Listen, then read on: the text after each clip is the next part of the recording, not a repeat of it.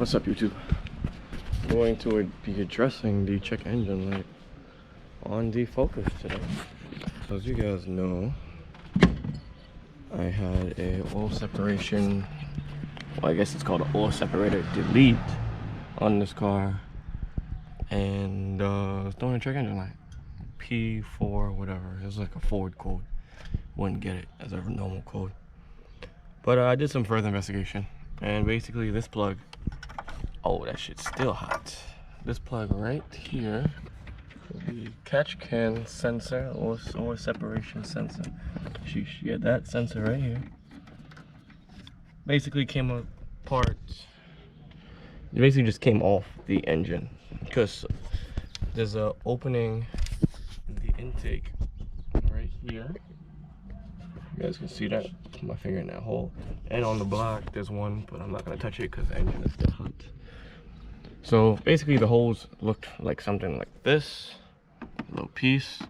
I basically just cut off the corrugated rubber kind of piece that looks like this, that connects these two.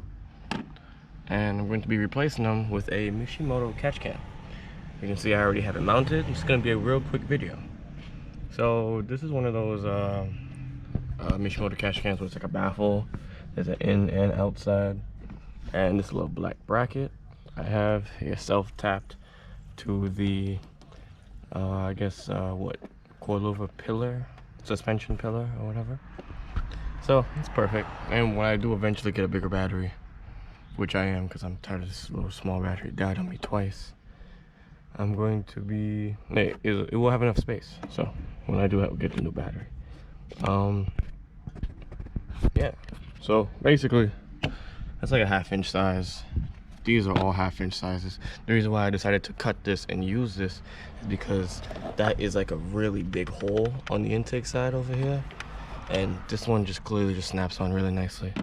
Same thing with the block size. With the block size, is not that much of a big hole. It's kind of a smaller hole than the one that's on this, but the holes that I got fit snug over this. So instead of having two size hoses and an adapter to fit it back to the catch can, we're just gonna have one hose, one universal hose that goes back and forth. So this is going to plug right in there. We're going to plug in the sensor. It's going to have a nice reach. And we gotta run in the store and get 2 more clamps, but we're gonna be using these 1/2 inch clamps with this 1/2 inch hose. Let me see if I can find it for you. 1/2 inch hose, heater hose. You can get regular heater hose, it don't matter. It's just oil vapors at the end of the day. Just make sure it's rated to carry the heat. So yeah, I forget which Mishimoto one this is, but if you guys type in Mishimoto oil catch can, oil baffle or whatever, you'll see it. Comes in red, black, white, I believe. But yeah, let's go ahead and load these up, cut the holes down to size, shove these in there, clamp them up, and install them on the car. All right, fast forward in time here. We got both of our lines made. This is the one with the sensor that attaches to the intake piping, and this is the one that attaches to the block. So the one from the block would be going on the inside, I believe, and then on the outside is this one that goes straight to the intake manifold. I mean, intake manifold, sorry, intake pipe. This pipe right here. All right, we got both sides connected now. Time to connect the sensor like so. Boom, that should complete. That should take care of my check engine light problem. Now, but that only solves 1/2 of the problem. This is only the rear catch can. There's also a front catch can kit that they make, and there's a port that goes to on the inside of the intake manifold, which it looks like my intake manifold was already taken off because this bolt looks really long. What the hell is that? Pretty sure there's something there, but I don't know. But yeah, so we're gonna be taking off the port, off of the block, wherever it might be. I'm gonna do my research and figure it out. But we're gonna take that port, run another heater hose, tee it into this one, because this is the inside for the catch can. And I gotta cut that, that looks unprofessional. And yeah, so basically they'll both be going in and then out straight to the intake piping. And I have to make it go into the intake piping because the sensor's here. If the sensor wasn't here, I'll just have a vented catch can. Make my life a lot easier, but fuck it anyway. So we're going to figure out where this port is after I do a bit of research. Alright guys, fast forward in time here. Got our research done and we got our materials. I will have a material list at the end of the video because I'm just doing this on the fly. So what we're going to be doing is teeing off this from the block into the inside of the catch can, and obviously leaving it out over there because we need a sensor. And we're going to be capping off the side that goes to the intake manifold. So yeah. Alright, so to do this job you're gonna need a 10mm inner ratchet, and we're going to be taking off the 5 intake manifold bolts. 1, 2, 3, 4, and 5. So I'll get back to you when I'm out. Alright, so now we got the intake manifold loose. It gives us just a little bit more space to see where the 2 hoses we're going to be removing off of. So you see that one hose here, if you can see that, and then the other side to the block, that little green, I guess a green plug. Follow that hose, and that's the side that goes to the intake manifold. Alright, so we got this side off of the intake manifold. The hose actually fell off because I was pulling this shit so hard. It's on the floor somewhere or somewhere. So we got the intake manifold cap on. We got the, if you look towards the other green cap, you'll see a hose connected. This hose right here. If you guys can see my finger, this hose right here. It's kind of hard to see. Alright, so you see that green, you saw it before, but yeah, so we ran this hose, already connected it to this T right here, which is to the end of the catch can. Oil from there would go from this side of the block, and I guess the lower side of the block, into this catch can, and nothing but fresh air, or I guess like pressurized air, go back into the intake manifold, which will eventually hit the turbo. So by doing this, we have, I guess, completely eliminated the oil vapors that the engine will, you know, go through. Over time, it will get over time. See, with a little bit of 1/2-inch hose to spare.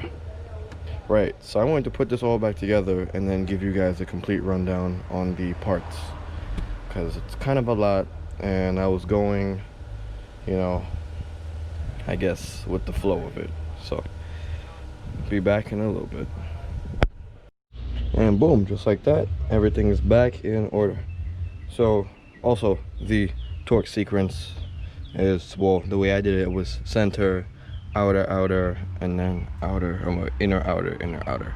So, and then go over it twice, make sure it's nice and sealed back on there. So now for the parts list. So we're gonna start off with the major item, Mishimoto catch can, well, oil baffled catch can. Right, this allows us to have an in and out port, and they also make the 3-port one. This is just a 2-port. If I had the 3-port one, it probably would have looked nicer instead of putting this T right here. But yeah, if I was to recommend this again, I would get the 3-port, and that is about, I guess, 110, I think. So to 110, all these hoses, right?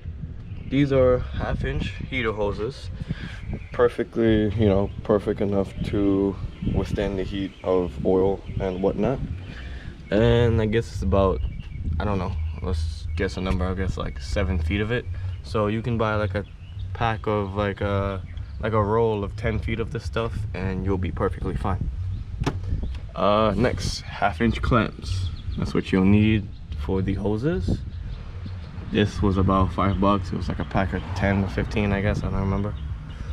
A T, make sure it's a heat rated T, and you know, it can withstand the heat of the oil and the engine bay, whatever surrounding it. And you're going to need that you'll only need this if you have the 2-port. If you have a 3-port, you won't need this T. So, all right, that should be about it. Oh yeah, and the hose cap for the intake manifold. You definitely need that because there's going to be a hole that, you know, we're taking off away a 2-way line, and you got to replace it with one. So definitely need those. Those were about another $10. This is like an assorted pack on Amazon. Could have got it at AutoZone or anything, but it's all right. $10.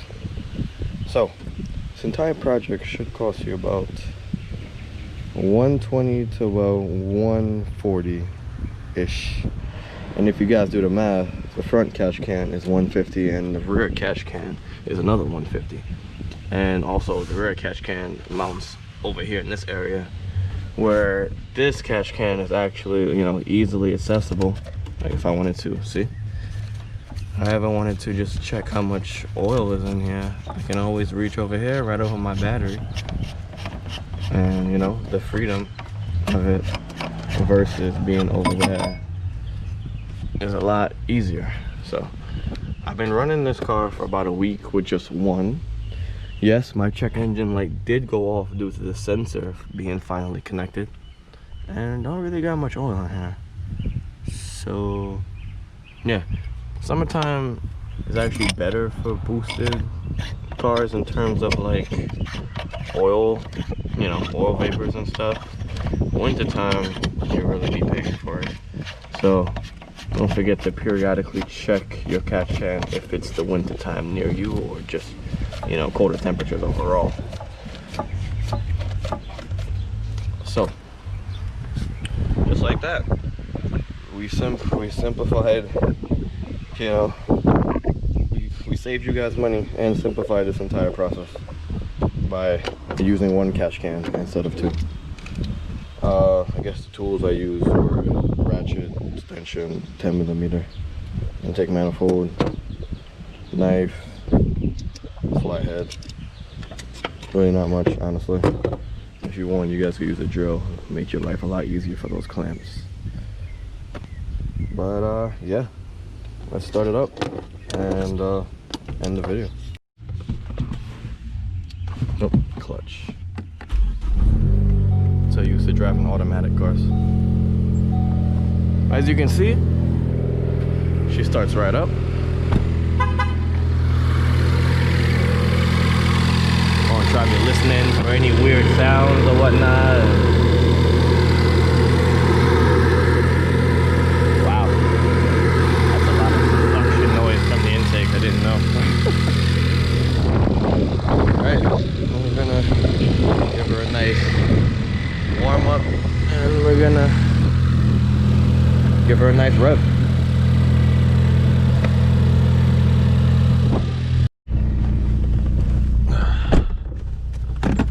Alright, so I'd like to thank you guys for watching another one of my videos.